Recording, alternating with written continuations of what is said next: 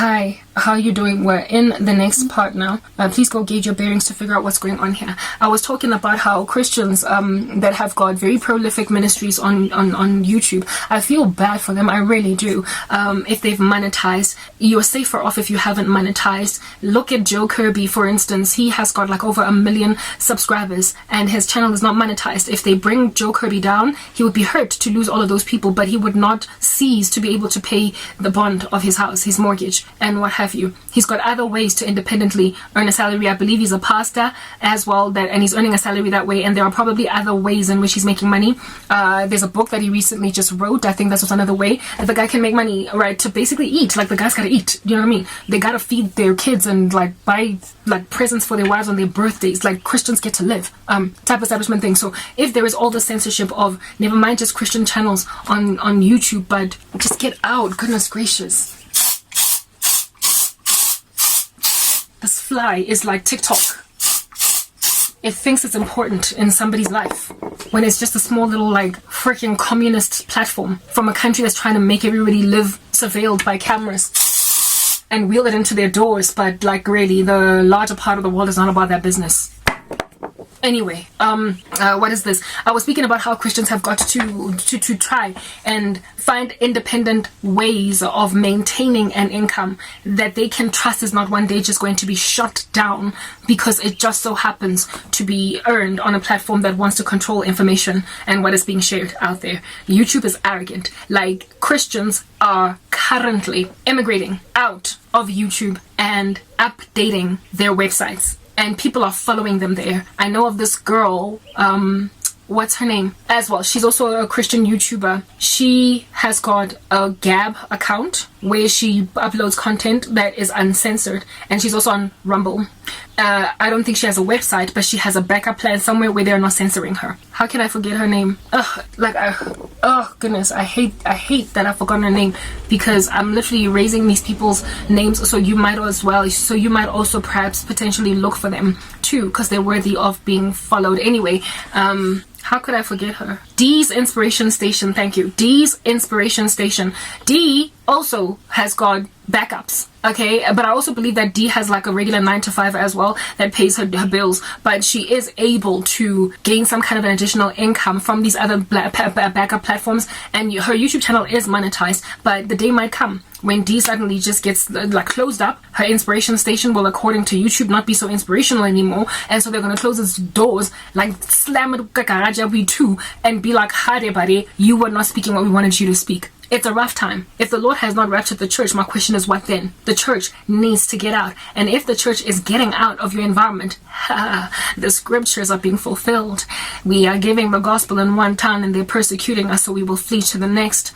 We are dusting our feet off. That environment that we are leaving behind is Sodom. Not Sodom, sorry, but it is Bethsaida and Chorazin. Woe to you on the day of judgment. For in the cities of Sodom and Gomorrah and Sidon and Tyre, if all the gospel was preached therein, they would have repented, and yet here it is that you are being preached the gospel too, and you are spitting on the toes of those who preach when they dust your feet off. Whoa! Like, woe to you. So what is the tantamount of a whole platform being judged? I mean, a platform can't go to the flames of hell. It can't be thrown into the eternal lake of fire on the day of judgment. Its judgment is disappearance. It is humiliation. It is a mass exodus. It is a sheer stock plunging. It is loss of like consumer confidence.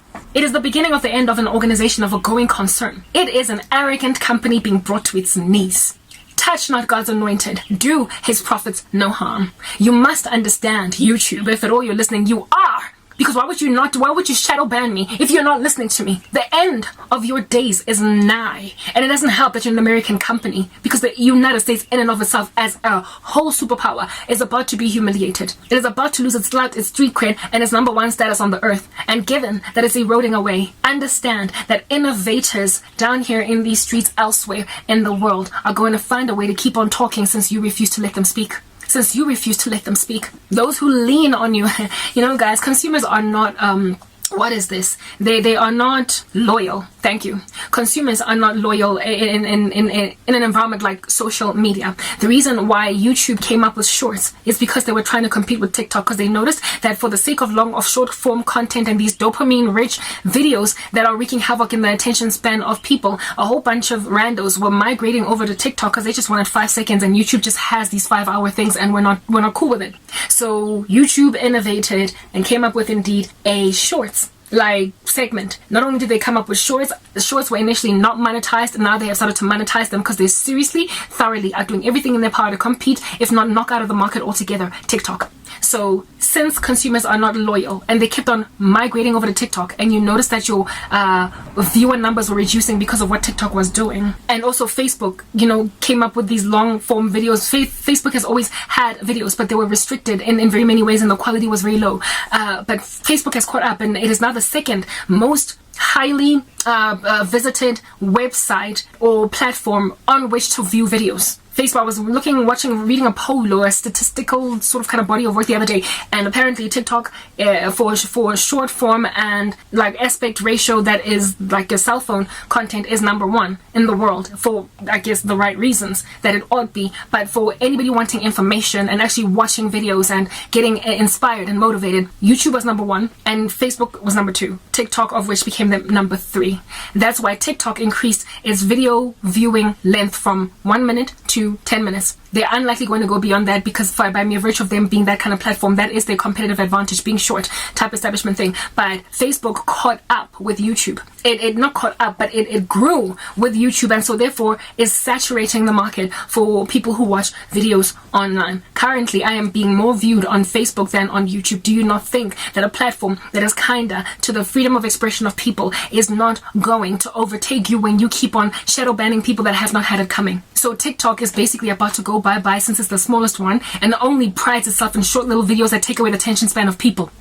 And YouTube is thwarting reasonable people who speak lofty things that everybody wants to hear. And platforms like Facebook are not as abusive to consumers as YouTube is. You are gonna lose your clout. Is that basic? Insofar as you continue to abuse people in this way, you are absolutely, YouTube, are going to lose your clout. And the day might even arrive when, since people are migrating in their drones, do you understand, over to Facebook might even come up with a monetization like strategy to help people earn ad revenue in a similar model to YouTube. And that is going to blast a crater in the knee of YouTube, given that it is a lot more palatable. It is a lot more, the word that I should be using is not palatable, but what is this kind? It is a lot more accommodating of taboo conversations. Facebook is a lot more accommodating of people who speak taboo things than YouTube. Even copyright strikes on Facebook are not as bad as they are on YouTube.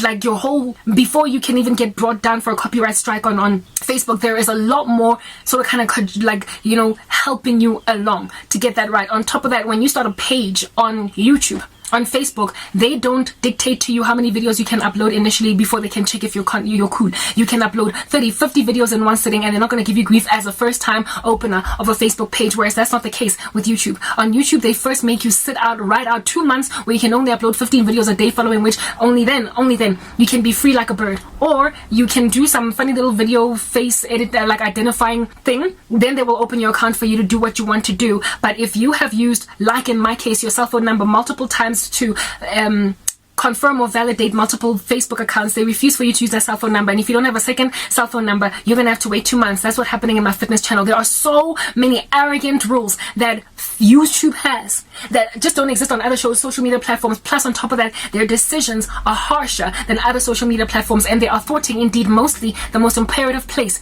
to be scared upon thwarting, the church. And so when then the church leaves you because you're just discontenting the living daylights out of them everywhere where they're at on your platform, God is going to bless where it is that his church is blessed. And so God is going to overwhelm YouTube with Facebook. And God is also going to overwhelm YouTube with independent websites and ministries that are getting all the viewers that they refused to feed on their platform because they were busy following a woke American agenda that is judged currently, including the whole country in and of itself. So God is just going to be like, I'm sorry, no. Just no. You were cool at first, but now you're wreaking havoc in my body.